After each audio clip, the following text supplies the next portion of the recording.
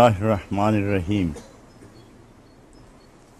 ان اللہ و ملائکتہ یصلون علی النبی یا ایھا الذین آمنوا صلوا علیہ وسلموا تسلیما بآواز بلند اللہم صلی علی سیدنا محمد وعلی آل سیدنا محمد مبارک وسلم۔ انتہائی قابل احترام جید و مقتدر علماء کرام، صوفیاء اعظام، مشائخین کرام، مقتدر حاضرین گرامی مرتبت،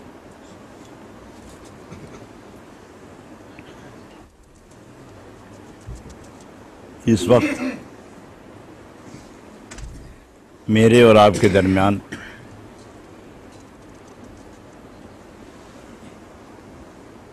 تصوف کی پہچان، عشق کی حقیقی تصویر، فیضان محبت کے تقسیم کرنے والی ایک ہمہ صفت موصوف ذات گرامی، دور و نزدیک ہر قوم، ہر تمدن، ہر قبیلے، ہر وطن میں عشق کی گرمی تقسیم کرنے والے حضرت رومی، جناب جلال الدین رومی،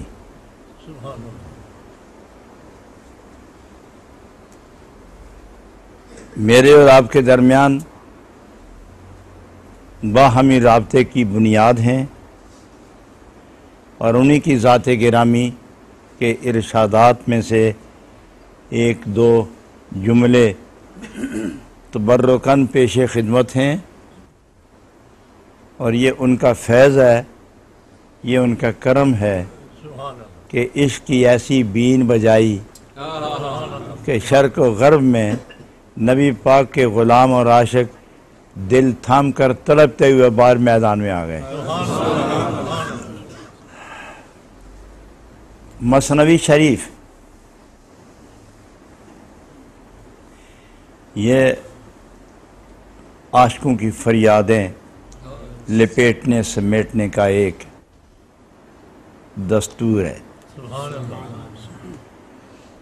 یہ زندگی کو آسمانوں سے اوپر لے جا کر قرب کی منزلوں پہ جا کے عشق کی اذان دینے کا منشور ہے۔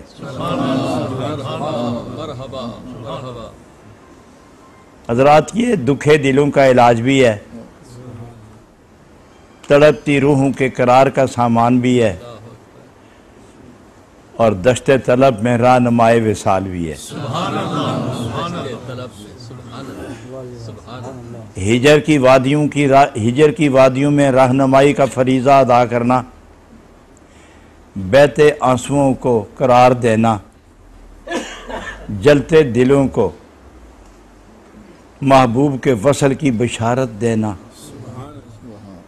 اور وادی الفت میں اتار کر کامیابی کا راستہ دکھانا، یہ مثنوی کا ایک عام دستور ہے۔ جناب رومی نے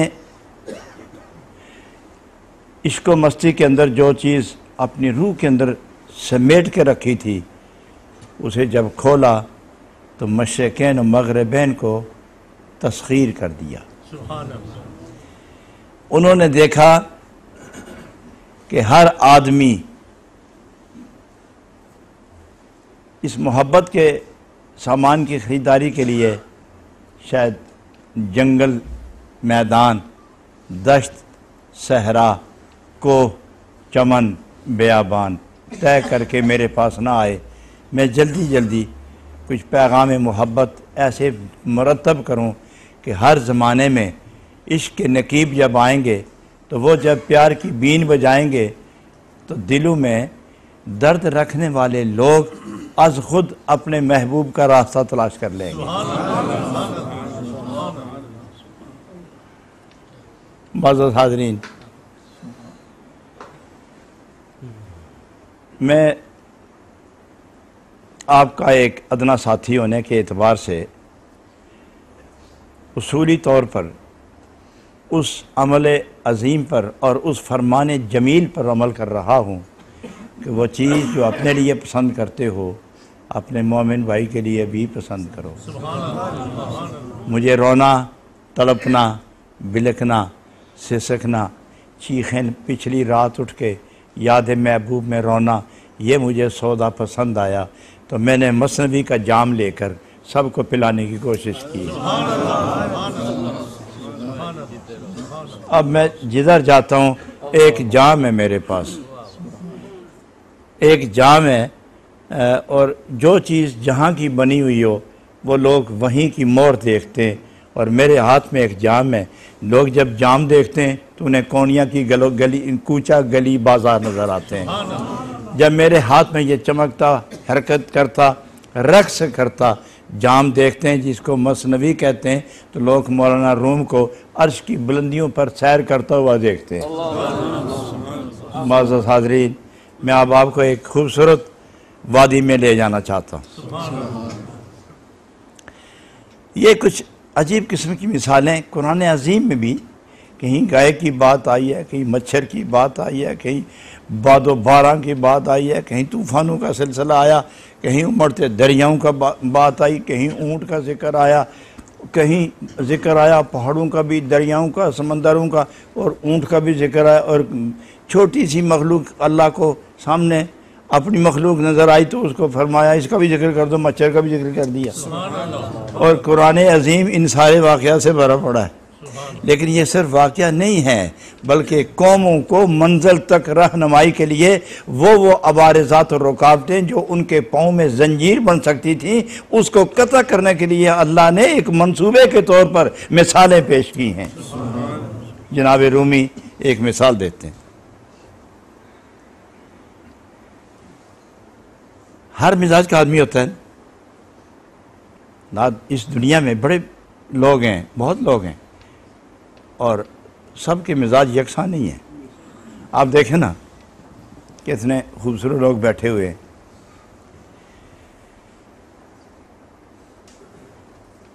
ایک مرد ہے ایک عورت ہے، ان دونوں کی اولاد ہے، 5 بچے ہیں 5 بچیاں ہیں، ان کی شکلیں جدا، ان کی عقلیں جدا، ان کے مزاج جدا، ان کی عادت جدا، ان کی خصلت جدا، ان کے بال جدا، ان کی کھال جدا، ان کا حال جدا، ان کا مقال جدا، ان کا معال جدا،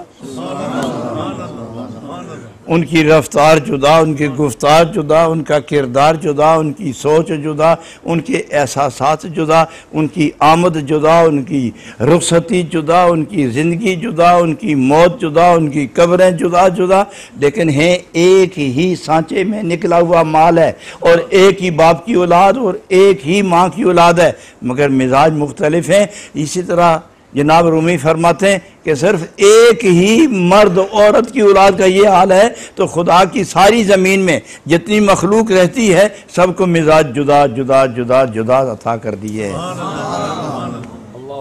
سب کو جدا کر دیے۔ طاقت نہیں کسی کی کہ سب کے مزاج کو ایک کر دے، طاقت نہیں کسی کی کہ سب کے مزاج کی منزل ایک کر دے، طاقت نہیں کسی کی کہ سب کی عادتیں ایک جیسی کر دے، طاقت نہیں کسی کی کہ سب کی خصلتیں ایک جیسی کر دے۔ یہ صرف اللہ نے اپنے محبوب ہی کو یہ کمال عطا فرمایا کہ جو آیا رنگ ایک ہی دے کر عادتیں بھی ایک ہی جیسی دیں اور خصلتیں بھی ایک ہی جیسی دے دیں۔ کیوں؟ اس خصلت عادت کی تعمیر جہاں سے ہوتی ہے وہ دل اور دماغ ہے۔ جب وہ دل اور دماغ اپنا لیتے ہیں تو آدمی کا اپنا اختیار نہیں ہوتا، جس کے قبضے میں دماغ اور دل جاتا ہے کمال اس کا اور اختیار بھی اس کا ہوتا ہے۔ تو نبی کریم صلی اللہ علیہ وسلم نے سب سے پہلے جسم قابو نہیں کیا، آنکھیں نہیں پکڑی، کان نہیں پکڑا، ہاتھ نہیں پکڑا، دیکھا ضرور مگر دیکھنے میں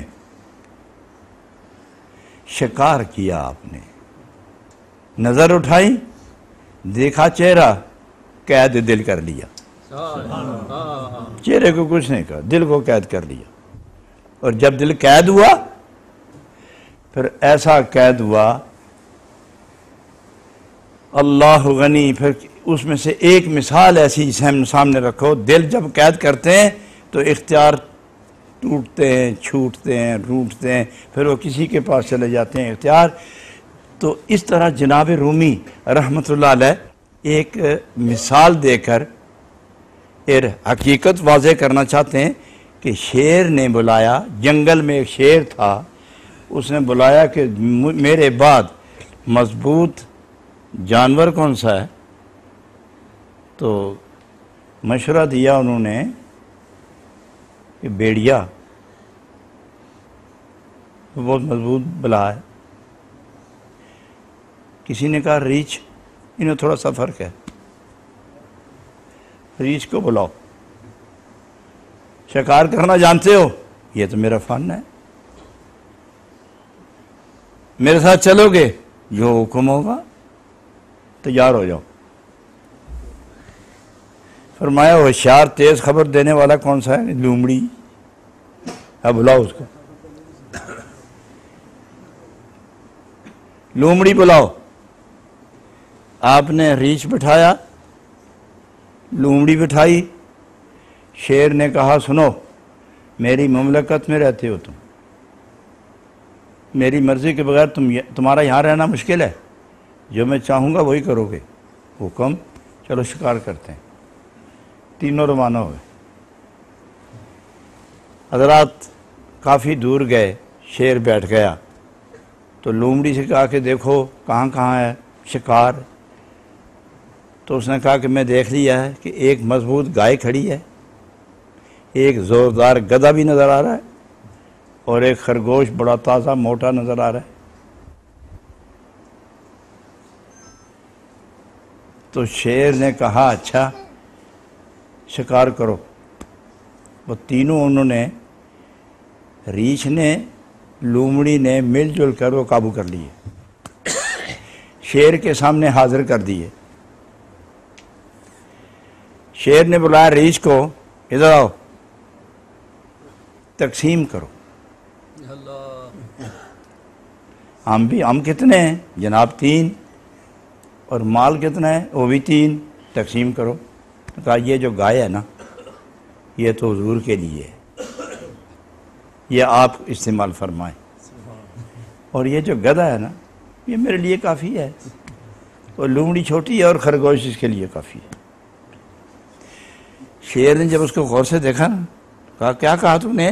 یہ گائے آپ کی، گدھا میرا، خرگوش لومڑی کا، ادھر نزدیک آؤ، ادھر آؤ، میں خوش ہوا ہوں۔ شیر نے زور سے پنجہ مارا تو اس کی آنکھیں نکال دیں اور سر سے چمڑا اتار دی، وہ بیچارہ تڑپتا رہ گیا لیکن وہیں سو گیا۔ تو تھوڑی دیر ہوئی تھا، شیر نے کہا لومڑی کو ادھر آؤ، تم بھی تقسیم کر۔ کہ جناب یہ تو کھلی بات ہے، تقسیم بڑی آسان ہے۔ وہ کیسے؟ کہ یہ جو ہے نا خرگوش، یہ صبح کا جناب کا ناشتہ ہوگا، گدھا دن کا کھانا ہوگا، اور رات کا کھانا یہ گائے ہے، تو سب کچھ یہ بادشاہ کا ہے۔ تو اس نے فوراً کہا کہ اتنی عقل، اتنی دانش مندی یہ تم نے کہاں سے سیکھی ہے؟ تو اس نے کہا یہ پھٹا ہوا سر دکھاتا ہے سب۔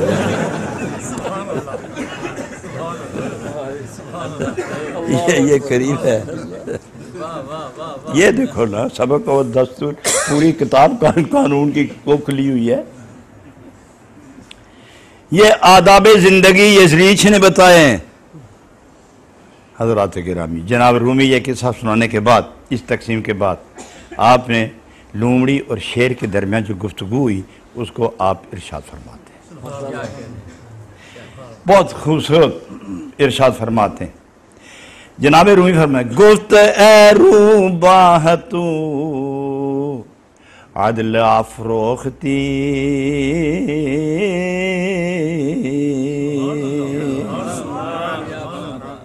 ای چونی قسمت زے کہ آموختی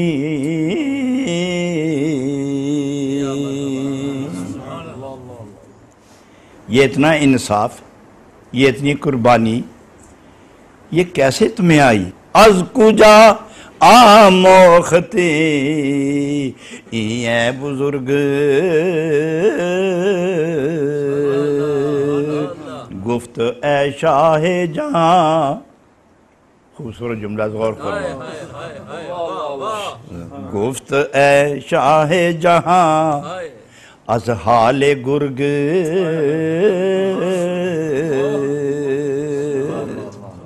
مجھے عقل کس طرح آئی ہے؟ از حال گرگ.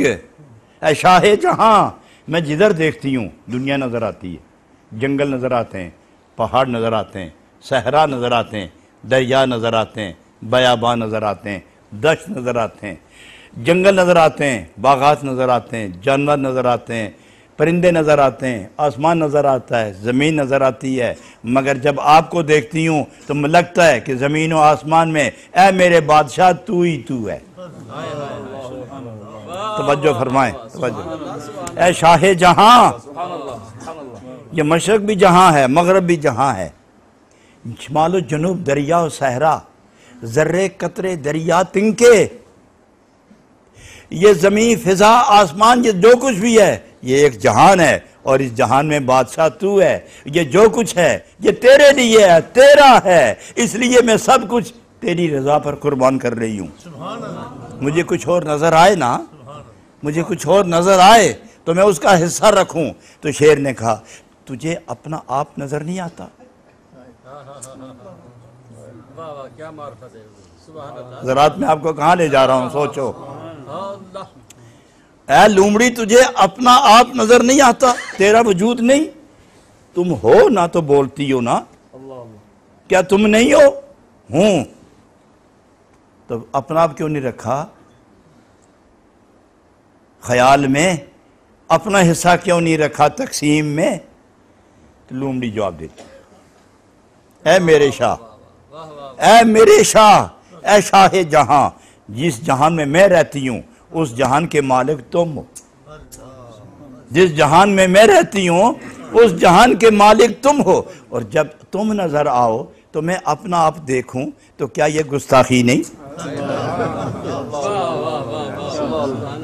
کیا یہ گستاخی نہیں کہ تیرے ہوتے ہوئے میں اپنا آپ بھی دیکھوں؟ کیا بادشاہ کے سامنے غلام اپنے وجود کا اظہار کرے تو کیا شاہی تمکنت کی توہین نہیں؟ کیا شاہی عظمت کی توہین نہیں؟ تو شیر نے اب کہا گفت چون در عشق ماں گشتی گروں ہر سے گیرو، اللہ اللہ، ہر سے گیرو بستانو برو.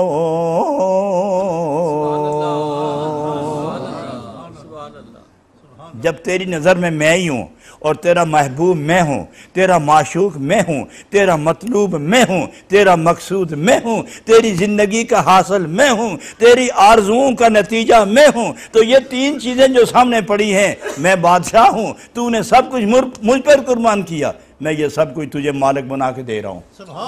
لے جاؤ، سب کچھ تجھے مالک بنا رہا ہوں اور تجھے دے رہا ہوں. حضرات نتیجے کی طرف میں آپ کو بہت تیزی کے ساتھ نتیجے کی طرف لے جا رہا ہوں. میں آگے نتیجہ دیکھنا. تم میرے عشق میں گم ہو گئی، میرے عشق میں تم جان سے فارغ ہو گئی، میرے عشق میں اتنا اپنے آپ کو تم نے فراموش کر دیا کہ اپنا نام تک نہیں رکھا.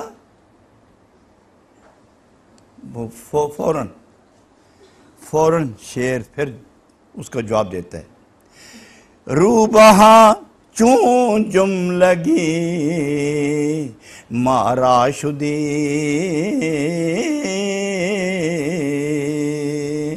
چون تازارم چتو ما شدی. اے لومڑی اب جب تم میری ہو گئی ہو نا تو سن، میں تیرے لیے فیصلہ کیا کرتا ہوں. میں تو سوچ رہا ہوں کہ تم آرزو رکھتی ہو، اس جہان میں رہتی ہو، تیری زندگی ہے، تیرے مقاصد ہیں، تیری آرزو ہے، تیری چاہت ہے، تیرے تقاضے ہیں، تیری زندگی کے معاملات ہیں، رات و دن کے تقاضے ہیں، تو سب کچھ بھول کر میرے عشق میں آزاد ہو گئی۔ ماں تو راں جملہ اشکا راں تو راں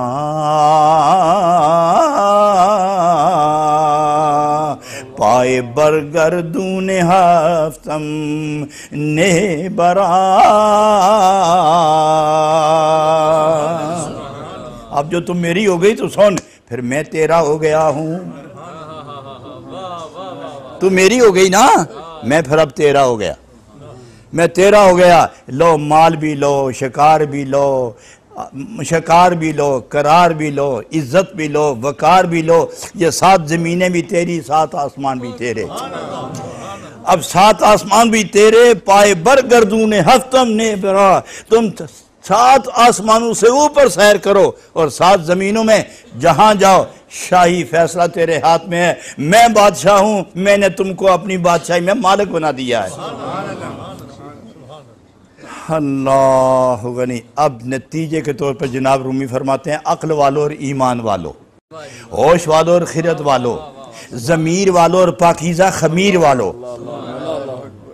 نفس مطمئنہ والو اور روح بیدار رکھنے والو، تڑپتی روح رکھنے والو، جلتا دل رکھنے والو، بیدار دماغ رکھنے والو، محبوب کی تلاش میں کھلی آنکھیں رکھنے والو، میں تمہیں آج آخری ایک پیغام دیتا ہوں۔ چون گرفتی عبرت از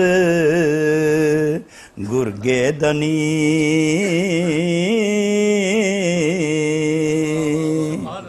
پس تو روبا نیستی شیر منی۔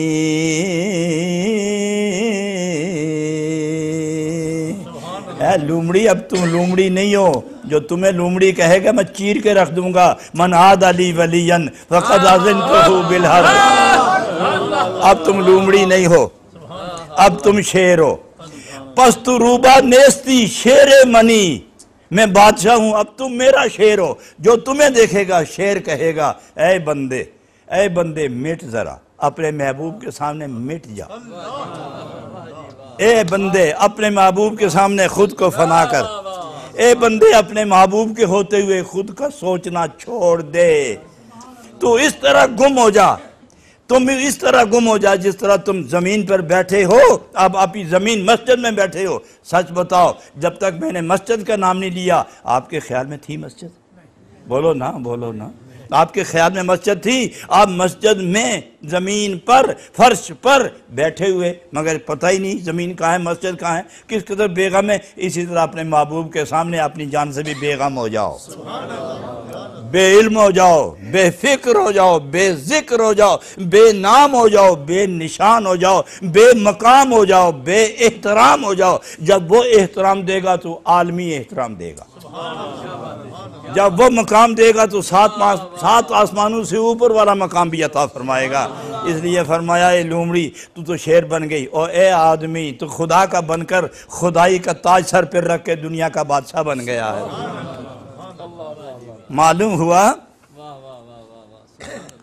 معلوم ہوا دوستو۔ آگے اسی کے احوال سارے بیان کرتے چلتے جاتے ہیں، تو جناب رومی آگے جا کے ایک اور بات فرماتے ہیں کہ بندہ اور بندہ نواز، انسان اور خدا، محب اور محبوب، طالب اور مطلوب، عابد اور معبود، ساجد اور مسجود، بندہ اور خدا، محب اور محبوب، عاشق اور معشوق، ان دونوں کے درمیان ایک رابطہ ہے، اور یہ 2 لفظ ہیں، عاشق معشوق، عابد معبود۔ میں ایک نازک مرحلے کی طرف آپ کو لے کے جا رہا ہوں، یہ 2 ہیں، 2، اور جناب رومی فرماتے ہیں میں ان کا قائل ہی نہیں ہوں،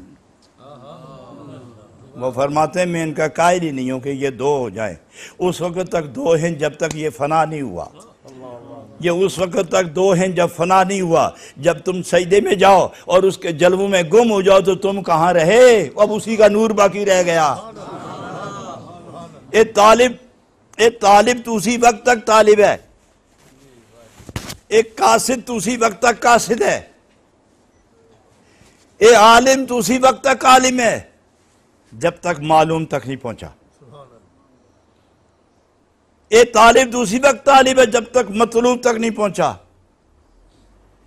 چلتے ہوئے اس کو پاؤں کا خیال ہے، گھٹنے کا خیال ہے، کپڑے کا خیال ہے، جیب کا خیال ہے، پانی کا خیال ہے، دھوپ کا خیال ہے، سردی کا خیال ہے، ہر شے کا خیال ہے، طلب کی منزل میں چل رہا ہے، کیونکہ ابھی اس کے وجود کا احساس ہے۔ جب وجود کا احساس ہے تو ہر شے یاد ہے، اور جب دروازہ کھلا اور اپنے محبوب کے سامنے کھڑا ہوا تو اس کے جلال و جمال و روب میں جب وہ گم ہوا تو کہاں رہا خیال اپنا؟ وہی ہے، وہ اندر بھی وہی، باہر بھی وہی، ظاہر بھی وہی، اندر بھی وہی، باہر بھی وہی، باطن بھی وہی، ظاہر بھی وہی، کلام میں بھی وہی، نام میں بھی وہی، آنکھ میں بھی وہی، دماغ میں بھی وہی، روح کے اندر بھی وہی۔ اور جب جدائی ہوئی تو پتہ چلا کہ وہ مطلوب ہے اور یہ طالب ہے۔ اس مقام ہجر میں، یہ جو مقام ہجر ہے، ہجر ہر ایک کے لیے نہیں ہے۔ میں اور آپ درجہ ہجر میں نہیں ہیں، یہ سارے لوگ ہجر میں نہیں ہیں، تو کیا سمجھا آپ سارے وصل کی منزل میں؟ نہیں حضرات، ہجر ہوتا ہی اسی کو ہے۔ ہجر کہتے ہیں دوری کی وہ آگ جو وصل کی امید میں بندے کو جلاتی رہتی ہے، اس کو ہجر کہتے ہیں۔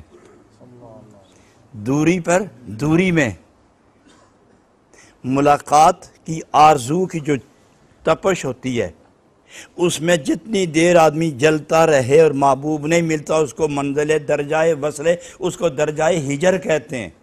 اور ہجر اس گرمی کا نام ہے جو محبوب سے دور رہنے کی وجہ سے تڑپ پیدا ہوتی ہے، اور اس میں جو جلن ہوتی ہے اس کو ہجر کہتے ہیں۔ یہ سب کو نہیں ہے یہ درجہ۔ ہجر اس وقت ہوتا ہے کہ جب محبوب کی محبت تنگ کرے اور محب محبوب کو نہ دیکھ سکے، اس وقت ہجر پیدا ہوتا ہے اور وہ جلانا شروع کرتا ہے۔ اور جب محبوب ملے، اچھا ایک بات اور سنو، جب آپ کو سخت پیاس لگے تو بار بار پانی یاد نہیں آتا؟ جب سخت سردی ہو، برف گر رہی ہو، تیز ہوا چل رہی ہو، اور آپ کے جسم پر قمیض اور بنیان بھی نہ ہو، سویٹر کوٹ تو رہنے دو نا، صرف ایک لنگوٹی ہو، اور باہر کھڑے اور ہوا تیز، یخ بستہ ہوا، ٹھنڈی ٹھنڈی ہوا، برف گر رہی ہو، ہوا چل رہی ہو، کوئی شیلٹر نہیں، کوئی سایہ نہیں، اور آپ ننگ دڑانگ چل رہے ہیں، بتاؤ کپڑا یاد آئے گا کہ نہیں آئے گا؟ اور جب بھوک لگے تو روٹی یاد آئے گی کہ نہیں؟ اور جب پیاس تنگ کرے پانی یاد آئے گا کہ نہیں؟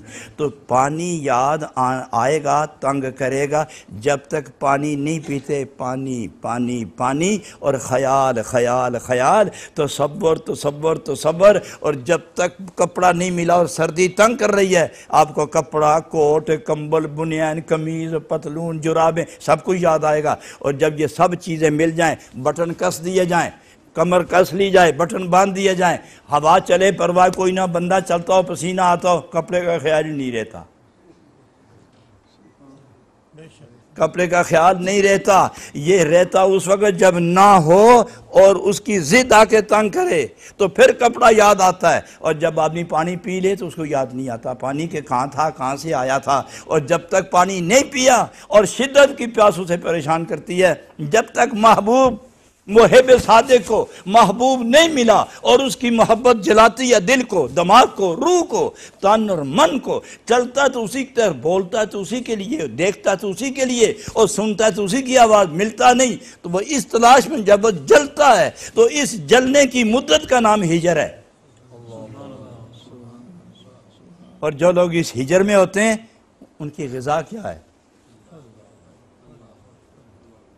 ان کی غذا کیا ہے؟ ان کا اوڑھنا بچھونا کیا ہے؟ کسی نے دیکھا مجنوں کو صحرا میں انگلی کے ساتھ ریت پر لکھ رہا لیلا لیلا لیلا، تو تو کسی نے پوچھا یہ کیا کر رہے ہو؟ اس نے کہا مجھے ہی پتہ ہے ہوا آئے گی نام مٹ جائے گا، لیکن جب تک ہوا آتی دل کو تسکین تو دینا ہی ہے نا۔ خاطر دل را تسلی میں دے ہم، تسلی تو دینی ہے نا۔ تو جب تک ہجر کی منزل میں ہے تو وہ اپنا محبوب نہیں ملتا، روتا ہے اس کے لیے، بولتا ہے اس کے لیے، چلتا ہے اس کے چلے جب بولے تو گفتگوے یار، اور جب سوچے تو روئے یار، آنکھ کھلے تو روئے یار، اور چلے تو کوئے یار، چلے اور پھرے تو کوئے یار، چلے تو سوئے یار۔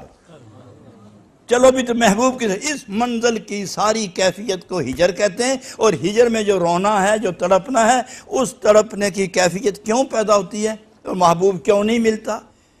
اس لیے کہ محبوب کی دیدار یہ جان لیوا بھی ہے اور جان بخش بھی ہے۔ محبوب کا دیدار جان لیوا بھی ہے، جان بخش بھی ہے۔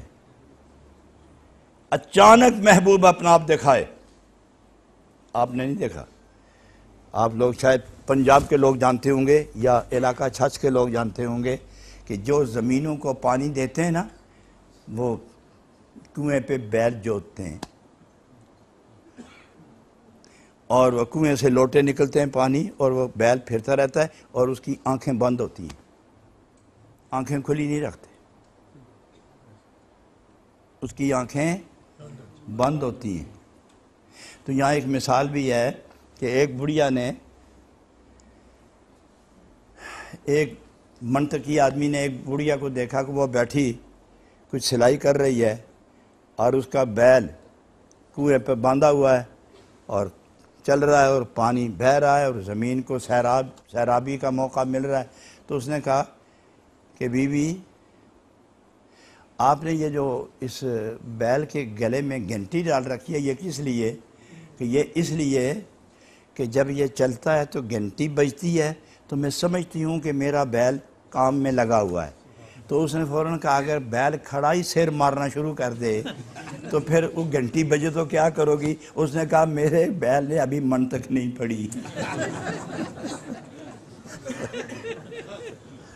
وہ ابھی وہ اتنا علم اس کے پاس نہیں ہے۔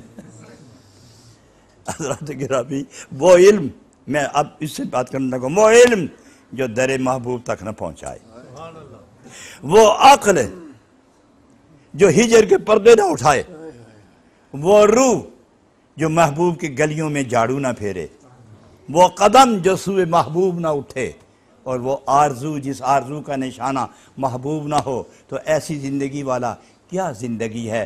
گدھا اور یہ انسان برابر ہے۔ جس کو ایمان مل گیا اس کو تپش ملی، اس کو عشق ملا، اس کو جنون ملا، اسے فسون ملا، اسے درد ملا، اسے درد دروں ملا، اسے ایمان ملا، جنون ملا، درد دروں ملا، اور جسے درد دروں اور جنون ملا وہی شریک زمرائے لا یحزنوں ہوا،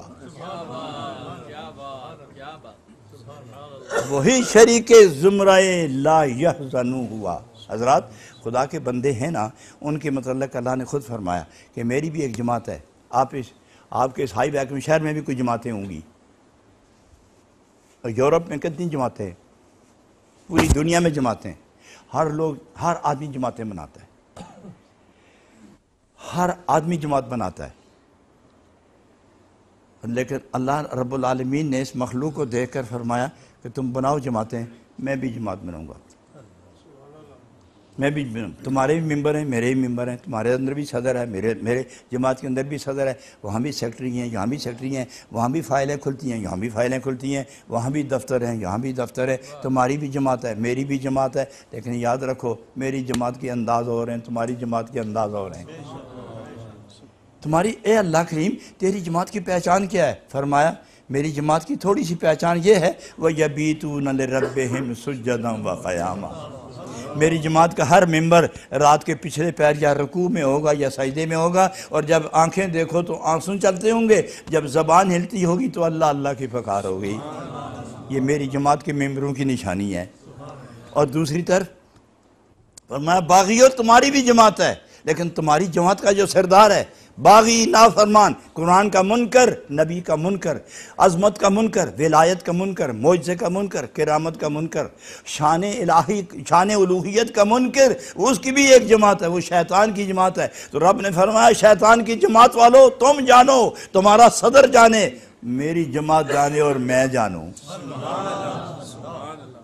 اور اپنی جماعت کو مخاطب کر کے فرمایا کہ آپ میری جماعت ہیں، اور میری جماعت کا نام ہے حزب اللہ، اور فتویٰ یہ ہے الا ان حزب اللہ هم الغالبون، الا ان حزب اللہ هم الغالبون۔ میری جماعت کا منشور پڑھو اور پھر دیکھو کہ میری جماعت ہی غالب ہے، میری جماعت ہی غالب ہے۔ جناب رومی رحمت اللہ علیہ اس جماعت کے ایک ممبر ہیں، اس جماعت کے ایک ممبر ہیں۔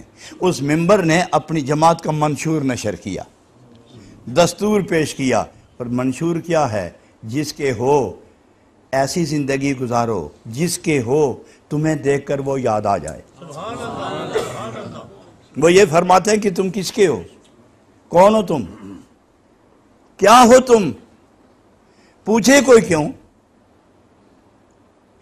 اس سے پوچھو جس کو دیکھ کر اس کا حال معلوم نہ ہو خدا کی جماعت کا ممبر، اور اسے پوچھنا پڑے تم کون ہو۔ میں پوچھتا ہوں جب ملٹری کا کوئی بندہ آپ کو نظر آئے اور وردی میں، تو پوچھتے ہو تم کون ہو؟ اور جب پولیس مین کو نظر آئے وردی میں ہو، کبھی کسی نے پوچھا اس سے کہ تم کون ہو؟ اور جس کا لباس ہی کوئی نہ ہو، جس کا رفتار ہی ہو، بوٹ پھٹے پرانے ہو، اس سے لوگ پوچھتے ہیں کون ہو تم؟ اور جس کی وردی بتا رہی ہو کہ یہ فلاں محکمے کا آدمی، اسے کوئی نہیں پوچھتا کہ تم کون ہو۔ تو جناب رومی فرماتے ہیں کہ جس جماعت کے ہو اس جماعت کی وردی پہنو تاکہ کائنات دیکھے تو وہ تمہیں نہ پوچھے کہ تم کون ہو، وہ یہ پوچھے کہ جس کے تم ممبر ہو اس کی بارگاہ کہاں ہے، جس کے تم ممبر ہو اس کی بارگاہ کہاں ہے۔ اس بارگاہ کے ممبر مسلمان کہلاتا ہے۔ اور مسلمان کون ہے جانتے ہو؟ تمہاری بارگاہ کہاں ہے؟ سب سے بڑا دفتر کہاں ہے جہاں سے تم منشور لے کر آئے؟ سب سے بڑی بارگاہ کون ہے جہاں سے دستور لے کر آئے؟ تم کس گھر کے سفیر ہو، کس بارگاہ کے فقیر ہو؟ دل کہاں چھوڑ کے آئے؟ عقل کی توانائیاں کہاں سے لی ہیں؟ روح میں وجدان کہاں سے لیا ہے؟ دل میں یہ ایمان کا نور کہاں سے لیا ہے؟ جب غور کر کے دیکھو تو خود کائنات بولتی ہے، بندے کی آنکھیں، اس کا چہرہ، اس کا لب و لہجہ، اس کی ادائے گفتار، اس کی طریقہ رفتار بتاتا ہے کہ یہ خود نہیں چلتا، مدینے والی سرکار چلا رہی ہے۔ یہ خود نہیں بولتا، ان کی محبت بلوا رہی ہے۔ یہ خود نہیں روتا، ادھر سے آنسو آئے ہیں۔ یہ خود نہیں سوچتا، دماغ اس کا ہے، سوچ وہاں کی ہے۔ قدم اس کے ہیں، رفتار ادھر کی ہے، ہاتھ اس کے ہیں، گرفت ادھر کی ہے، پاؤں اس کے ہیں، رفت ادھر کی ہے۔ کیوں؟ یہ اس بارگاہ کا ممبر ہے جس بارگاہ کا صدر اولی، صدر آخرین جناب محمد الرسول اللہ، وہ اولین کے صدر، وہ آخرین کے صدر، وہ روحانیوں کے صدر، وہ جسمانیوں کے صدر، وہ قلوب کے صدر، وہ ارواح کے صدر، وہ جسم و جان کے صدر، وہ تن و من کے صدر، وہ ظاہر باطن کے صدر، وہ الاول کی شان والے، وہ الاخر کی آن والے، جناب محمد صدر اولین، صدر آخری، اس صدر اولین کے آپ تمام ممبر ہیں۔ اور ایسے ممبر جس کو دیکھ کر صدر یاد نہ آئے، جماعت یاد نہ آئے، جناب رومی فرماتے ہیں حیرت ہے تمہاری ممبری پر اور تمہاری ممبرشپ پر کہ تمہیں دیکھ کر تمہارا صدر یاد نہ آئے۔ اس لیے فرماتے ہیں کہ لومڑی سے ہی سبق سیکھ لو یار۔ اب آخر جا کے فرماتے ہیں کہ لومڑی سے ہی سبق سیکھ لو، کس طرح اس نے اپنا آپ شیر کے سامنے گم کر کے سارے شہر میں، سارے جنگل میں، پورے علاقے میں، سارے صحراؤں میں شیر نے سند دے دی، شیر نے سند دے دی، جدھر جاؤ تمہیں لوگ شیر ہی سمجھیں گے۔ اگر لومڑی شیر پر اپنا آپ قربان کر کے شیر کا جلال لے سکتی ہے تو ایمان والو نبی کے ہو کے دیکھو کائنات کیوں تمہارا سلام نہ کرے گی۔ اس لیے ایک بات اور بھی یاد رکھو، جو اس بیچارے کی آنکھیں گئی نا، اس بیچارے کی، اس نے یہ سمجھا تھا کہ میں بھی کچھ میرا خیال ہے میری باتیں کوئی اوپر سے گزر رہی ہیں آگے کی جا رہی ہیں جی سن رہے ہیں نا آپ اس کو مار کیوں پڑی آنکھیں کیوں گئیں سر کیوں پھٹا کھال کیوں اتری حال کیوں بدلا اس نے اپنے آپ کو شیر کے سامنے کچھ سمجھ لیا تھا کہ میں بھی ہوں کیا اس زمانے میں نہیں ہے یہ نبی پاک کے زمانے میں دو گروہ آئے تھے ایک وہ گروہ تھا جو حضور کو دیکھ کے کہتے تھے میں نہیں ہوں وہی ہے اور ایک گروہ ہے نہیں جی ہم بھی ہیں نہیں سمجھے یہ جو میں کہتا ہوں نہیں سمجھے اصل میں یہ اس سمجھ کا اظہار ہوتا ہے جی یہ ایسا ہوتا ہے نا کہ جیسے کوئی بابا بزرگ کام کر رہا ہو نا تو قریب سے لڑکا گزرے کہتے ہیں چاچا کی کرتے ہو وہ دیکھ دے جائے کرتا کیا پیا نہیں سمجھے تو گویا نہیں سمجھے کا مطلب یہ ہے کہ آپ بالکل سمجھ گئے ہیں تو بولتے کیوں نہیں بولتے اس لیے نہیں کہ مستی میں ڈوبے ہوئے مستی میں ڈوبے کچھ تو ڈوب گئے مستی میں اور کچھ سوچتے ہیں کہ ڈوبے کب اور کوئی سوچتے ہیں ڈوبے کیوں نہیں وہ جو ڈوب گئے ان سے پوچھو کہ مزہ کیا ہے ان کے پاس لفظ ہی نہیں ہے کہاں رہا کہ خبر شد خبرش باز نیامد جس کو وہ نشہ ملا وہ بول سکتا ہی نہیں کہ نشہ کیا ہے اس لیے محبت والو جناب رومی رحمت اللہ علیہ نے یہ واقعہ بیان کر کے آپ کو سنایا کہ آپ اپنا آپ اللہ اور اللہ کے محبوب کے سامنے کچھ نہ سمجھو مال بھی ان کا جان بھی ان کی ایمان بھی ان کا سوچ بھی ان کی سر بھی ان کا تن من ان کا وہی مالک ہیں وہ جو چاہیں وہی ہوگا وہ جو کہیں وہی ماننا پڑے گا دل مانے کہ نہ مانے وہ کہیں ادھر جاؤ تو جانا پڑے گا وہ کہیں نہیں جانا تو نہیں جانا پڑے گا اس لیے کہ مالک مان لیا ہے اور غلام کا کام ہی یہ ہے کہ جو مرضی مالک کی وہی غلام کی حضرات گرامی باتیں بہت ہو گئی ہیں اور جناب رومی رحمت اللہ علیہ بہت خوبصورت واقعہ سنا کر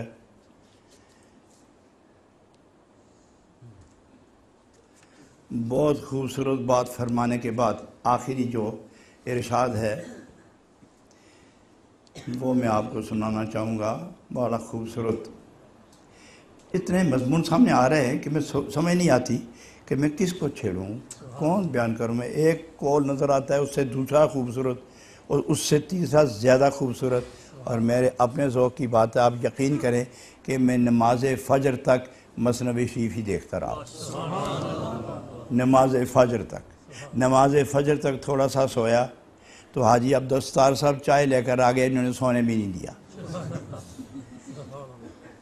تو وہ مثنوی میری غذا ہے وہ مثنوی میری رفیق سفر ہے اور یہ معمولی بات نہیں آپ دلچسپی سے سنیں میں گیا بولٹن تو انہوں نے مثنوی میں مجھے چاہیے تھی مثنوی کا شرح تو مجھے بڑے احترام سے ملے تو کہنے لگے کہ ہم مثنوی سنتے ہیں اور بہت خوش ہوتے ہیں کتنے لوگ ہیں جو مثنوی سن کر رائے راست پر آ گئے اور انہوں نے مستی و محبت کے جام پی لیے آپ مثنوی ضرور سنیں اور ضرور اگر خود نہیں پڑھتے تو کم از کم ٹی وی پر تو آپ دیکھ ہی لیتے ہوں گے نا اچھا ہوا ٹی وی آپ کو مل گیا یہ آپ کا ٹی وی ہے اور میں یہ خود بار بار ذوق کی بات کرنے لگا ہوں یہ آخری بات ہے کہ جس گھر میں دو چیزیں اچھی ہوں وہ گھر ہمیشہ آباد رہتا ہے سننے تو پہلے آمین کہہ چھوڑی تو ہو سکتا ہے کوئی خطرناک بات ہو پھر کیا کرو گے میں نے کیا کہا تھا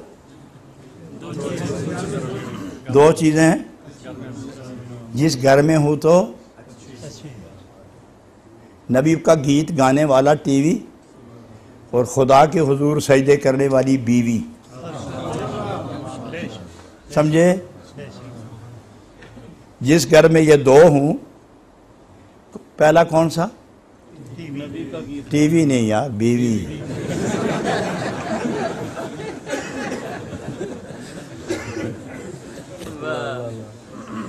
جس گھر میں ایسی بیوی ہو کہ سحری کے وقت اس کا سر سجدے میں ہو اور آنکھیں آنسو برسا رہی ہو اور زبان خدا کا گیت گا رہی ہو اور دل نبی کے عشق میں جلتا تڑپتا پھڑکتا ہوتا ہو، ایسی بیوی جس گھر میں ہو، اور پھر جب سر اٹھانے کے بعد سلام پھیرنے کے بعد بیٹھو تو ٹی وی کھلے تو مدینے کی سیر شروع ہو جائے، وہ گھر کبھی بے نور ہو سکتا ہے؟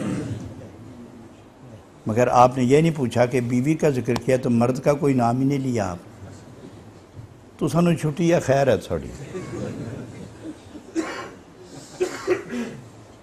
حضرات جس گھر میں بیوی نیک آ گئی وہ گھر جنت بن گیا، ایک نہ ایک دن وہ خامد بھی اٹھ کے سجدے میں سر رکھ کے رونے لگتا ہے، اور جب یہ رونے لگے تو خداوند ذوالجلال کا عرش ہلنے لگتا ہے، اور جب تک ان کی مراد پوری نہ ہو عرش ٹھہرتا ہی نہیں اپنی جگہ، اور خدا کی رحمت ان رونے والوں کے آنسوں پر قربان ہو جاتی ہے۔ یہی تو جناب رومی کہتے ہیں وہ آنسوں کہاں چھوڑے آپ نے، وہ اللہ کے لیے کیوں وہ نہیں برستے؟ اے آنکھوں اب غسل کیوں نہیں کرتی تم؟ وہ فرماتے نا آنکھوں غسل کیوں نہیں کرتی؟ پانی نہیں پھینکا جاتا، اور جب تک دل نرم نہ ہو، روح تڑپے نہ، آنکھ سے پانی نکلتا نہیں، اور جب وہ پانی نکلے تو آنکھ کا وضو ہو جاتا ہے، اور جب وہ آنسو چہرے پر چلنے لگے تو وہ چہرے کو مس نہیں کرتا، چلتا چہرے پر ہے، دھوتا دل کو ہے۔ تو جو ایک ہی وقت آنکھ کو وضو کرا دے، دل کو جلال و جمال دے دے، وہ آنسو کہاں گئے ایمان والو؟ ان آنسوؤں کو واپس لاؤ۔ رومی تو یہ کہتے ہیں کہ لاؤ وہ آنسو واپس، دل لاؤ اللہ کے پیارو، وہ دل لاؤ جو دل جس دل کے متعلق یہ حکم ہو، خدا فرمائے میرا ہے اور کملی والے فرمائے میرا ہے، خدا کا نور بولے میرا ٹھکانہ ہے، اور کملی والے کا جمال کہے یہ تو میرا مرکز ہے۔ لاؤ وہ دل ایمان والو، کہاں گیا وہ دل؟ اس دل والا ایک بندہ بھی پوری ملت کے اندر موجود ہو، نور کی برسات ہوتی رہتی ہے، اور ایک آنکھ میں برسنے والی گھر میں موجود ہو تو سارا گھر نور کی لپیٹ میں ہوتا ہے۔ حضرات گرامی بہت کچھ کہہ دیا میں نے، خدا اس پر عمل کی توفیق عطا فرمائے، اللہ عمل کی توفیق عطا فرمائے۔ اس دنیا میں کچھ نہیں ہے، اگلے جان میں ہے سب کچھ، مگر کمائی ادھر ہے۔ یہاں سجدے یہاں کرو گے، بدلے ادھر ملیں گے، رکوع یہاں کرو گے، تماشے ادھر دیکھو گے، تلاوت ادھر کرو گے، عظمت کا تاج وہاں پہنو گے، یہاں قرآن کھلے گا، نور ادھر سے برسے گا۔ کیا جوڑ ہے، فرش پر قرآن کھلے اور عرش کے کنگروں پر سے نور اترنا شروع ہو جائے، اور ان دونوں کے درمیان رشتہ قائم ہو جاتا ہے۔ ایمان والے تیری تو دنیا، تیری دنیا بھی آخرت ہے، تیری آخرت بھی دنیا ہے، یہ دونوں اتنی پاکیزہ گزارو، اتنی پاکیزہ گزارو کہ آسمان کے ستارے بھی تمہیں جب نور برسے تو وہ بھی تمہیں سلام کریں، وہ آسمان کے ستارے بھی تمہیں سلام کریں۔ حضرات بزرگ جاگو، میں آپ سے بات کہنے لگا ہوں، یہ مت سوچو کہ جوان نہیں آتے مسجدوں میں، یہاں دیکھو کتنے جوان بیٹھے ہیں، یہ مانتا ہوں کہ جوان اکثر نہیں آتے، مگر بزرگوں کی عبادت جس دن قبول ہو گئی یہ جوان روتے ہوئے مسجدوں میں آئیں گے۔ بدلو اپنا آپ، ہم ہی دیوار ہیں خود راہ میں اپنی، ورنہ ہم جو بدلیں تو زمانے کو بدل سکتے ہیں۔ میں ان خوش نصیب خواتین جو مائیں ہیں ان کی خدمت میں بھی گزارش کروں گا کہ اپنے دامن میں پلنے والے بچے کو پہلے ہی اللہ کا نام اور نبی کا نام پڑھاؤ، اور گیت گاؤ خود اللہ کا اور اللہ کے محبوب کا، تاکہ بچہ جب بھی سوچنے پر آئے تو وہ خدا کا نام لے کر بولے۔ بچہ جب بھی سوچے تو ذکر محبوب کے ترانے سیکھے، ذکر محبوب کے زمزمیں پھوٹیں اس کی روح میں۔ ماں کی گود ہی سب سے بڑا مدرسہ ہے، اور وہ باپ جو باوضو زندگی گزارے اور وہ ماں جو سجدوں میں زندگی گزارے، ان کی اولاد بھول بھی جائے تو ایک دن منزل تلاش کر لے گی، مگر وہ باپ اور وہ ماں جن کو کبھی زندگی میں سجدہ نصیب نہیں ہوا، اگر وہ یہ دعا کرائیں کہ بیٹا تابعدار نہیں تو ان کو دعا کرانے کا حق نہیں ہے۔ شکوہ صرف اس بیٹے پر ہے کہ جس کی ماں اور باپ اللہ کے بندے ہیں، اور وہ غافل ہو تو شکوے کی گنجائش آ سکتی ہے۔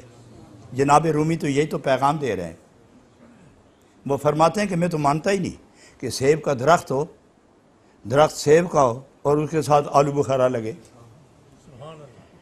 میں نہیں مانتا اس بات کو، یہ کیسے ہو سکتا ہے کہ درخت سیب کا ہو اور اس کے ساتھ آلو بخارا لگاؤ؟ آم کا درخت ہو تو اس کے ساتھ مالٹے لگے ہوئے، یہ نہیں ہو سکتا۔ میں کیسے مانوں کہ رات کو رونے والی مائیں اور ذکر کرنے والا باپ اس کی اولاد گمراہ ہو جائے گی؟ ہاں الا ماشاءاللہ وہ بات کی باتیں، وہ قسمت کے ہیر پھیر جدا ہے، لیکن اکثر یہی دیکھا گیا کہ اچھے درخت کا پھل اچھا۔ درود پاک، اللہم صلی علی سیدنا محمد وعلی آل سیدنا محمد مبارک وسلم، صلی اللہ علی النبی الامی وآلہ صلی اللہ علیہ وسلم، صلاۃ و سلام علیک یا رسول اللہ۔ اللہم ربنا لا تزغ قلوبنا بعد اذ ہدیتنا وہب لنا من لدنک رحمہ انک انت الوہاب۔ الہ العالمین، اس تیرے پاک گھر میں جتنے اہل ایمان بیٹھے ہیں، خواتین اور مرد، اللہ یہ تیری محبت والے، تیرے محبوب کی نسبت و محبت و ارادت والے تمام خوش نصیبوں کا یہ اجتماع تیرے دربار پہ حاضر، اللہ ان کے دونوں جہان کی تمام مشکلات آسان اور سینے روشن، دل منور فرما، سب کی چھوٹی موٹی پچھلی کوتاہیوں کی معافی عطا فرما، اور آئندہ سب کو عزت، آبرو اور نیکیاں عطا فرما۔ ربنا لا تزغ قلوبنا بعد اذ ہدیتنا وہب لنا من لدنک رحمہ انک انت الوہاب۔